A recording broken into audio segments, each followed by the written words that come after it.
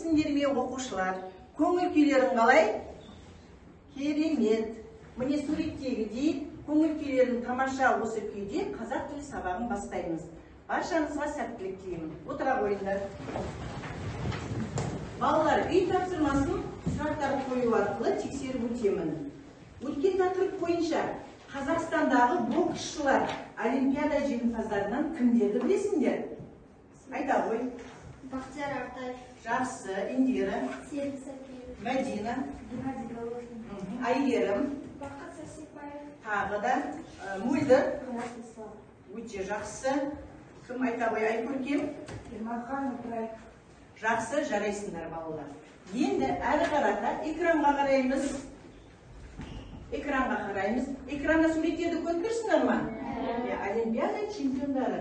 Міне осындағы суреттерді сипаттайсыздар. Кім және қандай жетістіктері бар? Кәнекей, кім айтады? Фатима? Ермахан Ыбыраев 1972 жылы 1 қаңтарда дүниеге келген Сидней олимпиадасының чемпионы жеңімпазы. Өте жақсы, жарайды. Ең бірінші сонымен балалар бізде кім болды? Ермахан Ибраимов. Менің арманым қазақ жігіттерінің арасынан 2 дүркін чемпион шығару деген болатын. Енді екінші суреттегіні кім айтады? Екінші суреттегіні Индира айта ғой. Серік Сәпиев 16 қарашада 1983 жылы дүниеге келген ЮНЕСКО чемпионы атанған. Отан орденінің иегері болған. Өте жақсы. Міне спорт бойынша ЮНЕСКО чемпионы атанған. Осы атақ 12 рет қана беріледі екен балалар. Бұл мен үшін асқан құрмет деп айтқан екен Серік Сәпиев. Жарайды. Келесі үшінші суреттегі кім? Кім екен балалар? Нұртілек, айта ғой. Үшінші суретте Геннадий Головкин, ол қазақ боксшыларының чемпионы. Тағы да қандай жетістіктері бар? Оның үш немесе одан да көп белдеушілері бар. Өте жақсы. Сонда қараңдар балалар, Геннадий Головкиннің өзі айтады екен, әкем орыс, анам кәріс, ал мен қазақпын дейді. Өзінің қазақ жеріне келгенін мақтан тұтады. Жарайсыңдар. Ендігі балалар, келесі сұрақ, зымыран сұрақтар арқылы тілдік бағдар бойынша сұрақ қоямыз. Біздер тілдік бағдар бойынша етіс дегеніміз не және етістің түрлеріне тоқталдық. Тездетіп айтып өтеміз. Етіс дегеніміз не? Оның түрлері. Айкөркем айта ғой. Қимыл іс-әрекеттің орындаушысын білдіретін етіс деп аталады. Ол оның мағыналарына қарай төртке бөлінеді: өздік, өзгелік, ырықсыз, ортақ етістіктер. Өте жақсы. Етіс дегеніміз сонымен іс-қимыл мен оның орындаушының арасындағы іс-әрекетті білдіреді екен. Оның төрт түрі бар. Жақсы. Біздер өткен өздік етіс және өзгелік етіс. Өздік етіс дегеніміз не? Тағы қосыламыз балалар сабаққа. Индира айта ғой. Етіс дегеніміз сол істі істеу үшін өзіне қаралатын сөздер. Оның жұрнақтары ын. Мысалы, Данагүл айта ғой. Мысалы, мен тарамдым, мен жұмындым дейсің. Өте дұрыс. Істі орындаушының өзі істегенін білдіреді. Енді өзгелік етіс дегеніміз не және қандай жұрнақтар арқылы жасалады? Мәдина. Өзгелік етістік дегеніміз ол қимыл іс-әрекетті өзі істейтін емес, басқа адам істейтінді біз өзгелік іс деп атайды. Өте жақсы, өзінің аты да айтып тұр, біреу арқылы орындалғанын білдіреді. Оның жұрнақтары тағы да айтамыз. Айта ғой, Фатима. Дер, тер, ғыз, гіз, ыр, тағы да басқа. Енді әрқарата сабағымызды жалғастырамыз. Спорт, белгілі спорт жұлдыздары бөлімі бойынша бүгінгі өтетін тақырыбымыз мәнерлеп сырғанау өнері және тілдік бағдар бойынша ырықсыз етіс. Оқу мақсаты тыңдалған мәтіннің мазмұнын түсіну, детальды ақпаратты анықтау. Етістіктің етіс түрлерін тіркесімдік мүмкіндігін ауызша және жазбаша тілдесім барысында қолдану. Енді бірінші балалар мұзда сырғанау, яғни мәнерлеп сырғанау өнері дегенімізде осыған тоқталып өтетін болсам, бұл әрі әдемі, әрі күрделі спорт түрі. Мұнда спортшы конькимен зырғанап, музыка сазына сәйкес қимылдар жасайды. Бұл мәнерлеп сырғанау ең бірінші Ұлыбританияда пайда болған. Мәнерлеп сырғанаудың жекелей, жұптасып сырғанау және мұздағы би түрлері бар. Бұл өнер түрі қажымас қайрат пен тынымсыз еңбекті талап етеді, басқа өнердегідей. Міне, мәнерлеп сырғанауда табысқа жетем деген адам үлкен төзімділікті қажет етеді. Қазақстанда осы жарыстар, алғашқы жарыс 1957 жылы өтті. Тәуелсіз Қазақстанда бұл спорт негізінен 2011 жылғы Азиадада Денис Теннің жеңісінен соң ерекше қарқын алды.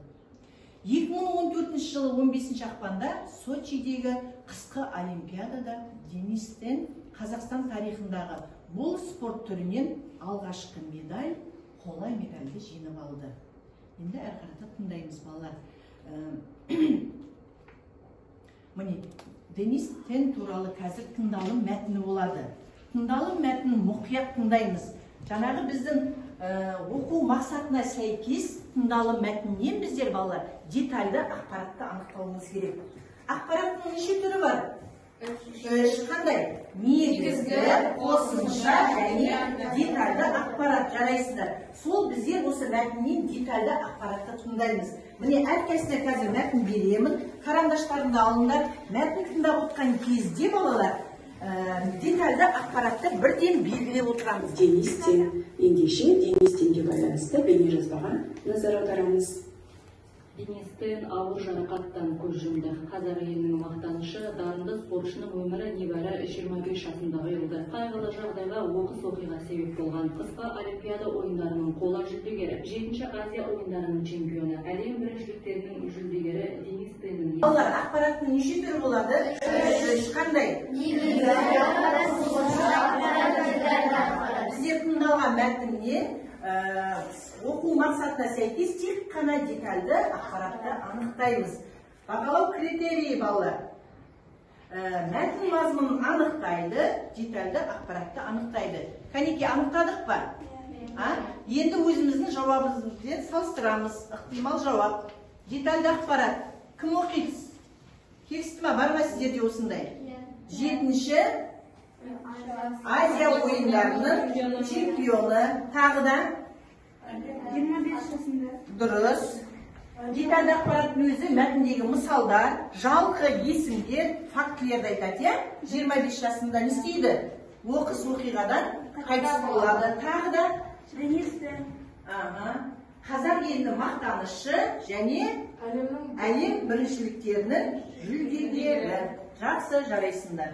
Бойынша ырғызсыз етіске тоқталамыз. Етістің тағы бір түрі ырғызсыз етіс. Бұл іс-әрекеттің атқарушысы, яғни қимыл иесі арнайы айтылмай, өздігінен істелгені көрініп, ыл, іл, лы жұрнақтары арқылы. Егер түбір сөзде лы дыбысы болатын болса, онда ыл, іл, ны жұрнақтары жалғану арқылы жасалады. Мысалы, ыдыс жуылды, хат жазылды, үй салынды, сынып тазаланды дегенде етістіктері қайсы, балалар? Жуылды, жазылды, салынды және тазаланды. Бұл жерде іс-әрекет қимыл не істеп тұр, балалар? Іс-әрекеттің орындаушысы, атқарушысы көрсетілмей тұр. Өздігінен істелгендігі айқындалып тұр. Көріп тұрсыздар ғой?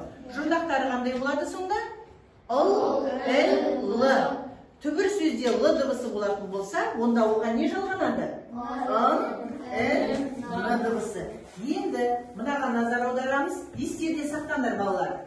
Өздік етісте де бар ғой? Ыл, іл, лы жинағы бар ма? Міне, көріп тұрсыздар, ырғызсыз етісте де бар. Екеуінің ұқсастығы неде? Бұнда ұқсастығы. Қосымшалары тұлғалық жағынан бірдей болып келеді екеуі де. Бірақ атқаратын қызметі бөлек. Мысалы, өздік етісте іс-әрекетті жасаушы іс иесі өзі болады. Мана айттыңдар ма, мысал келтіргенде, мен жуындым, киіндім, тарандым дегенде іс-әрекет жасаушы іс иесі өзі болады. Мысалы, Марат тез киінді де сыртқа шығып кетті. Іс-әрекетті адам өзі жасап тұр ма? Дұрыс. Өзі жасап тұр. Киінді, өзі тез киінді. Ал ырықсыз етісте іс-әрекетті жасаушы көрсетілмейді. Істелген іс көрсетіледі тек қана. Мысалы, үлкен үй салынды. Бұл жерде көрсетіліп тұр ма, балалар? Өздігінен жасалған сияқты, өзге арқылы жасалған сияқты. Жақсы, дәптерге жазып аламыз.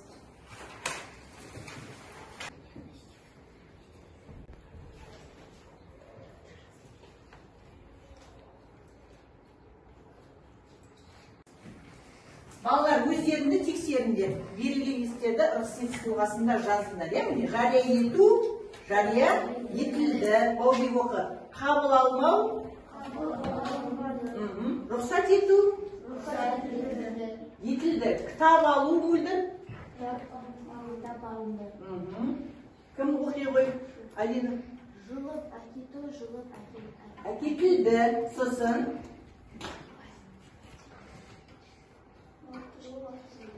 Фатима айтамын. Тағы берген? Нүкте қою, нүкте қойылды. Сосын кім құдірет? Аяқтау? Аяқталды. Жазу? Жазылды. Түсінікті ма, балалар?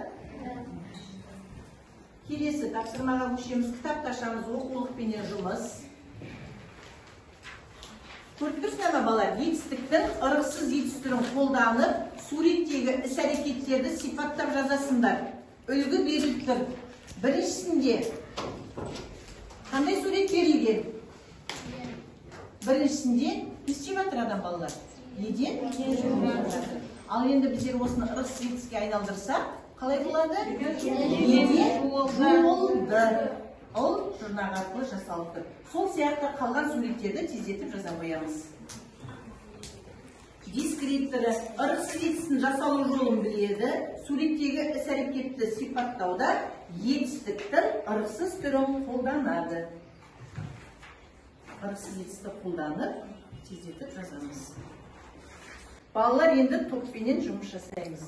Берілген етістіктерді ырықсыз етіс тұлғасында жаз. Міне сіздерге мысал беріліп тұр, етістіктер беріліп тұр. Көрініп тұр ма? Жария ету, қабыл алмау, рұқсат ету, тағы да сол сияқты мысалдар. Осыны біздер ырықсыз етіске айналдырамыз. Міне 4 топқа бөліп қойдым. Бірінші топ қабыл алмау, рұқсат ету жазамыз. Екінші топ кітап алу, жұлып әкету. Үшінші топ дақтыру, уәде беру. Төртінші топ нүкте қою, аяқтау, жазу деген сөздерді ырықсыз етіске айналдырып жазасыңдар. Бастаймыз.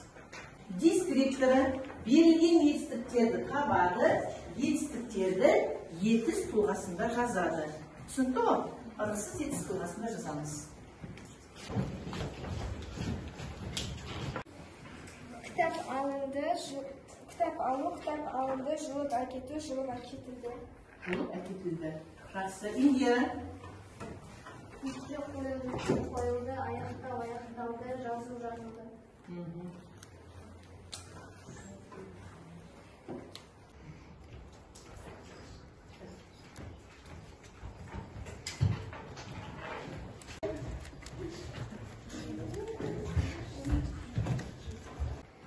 Балалар, үйге тапсырма. 142-ші беттегі 3-ші тапсырма. Берілгені мұқият оқыңдар. Мәнерлеп сырғанау өнерінің шебері тақырыбында диалог құрастырасыңдар. Оның ішінде етістің түрлері болу керек. Және төменде сөз тіркестері берілген. Соны міндетті түрде мәтінде қолданасыңдар диалогте. Түсінікті ме? Сосын тілдік бағдары бойынша ырықсыз етісті жаттау. Сабақ аяқталды. Сау болыңдар.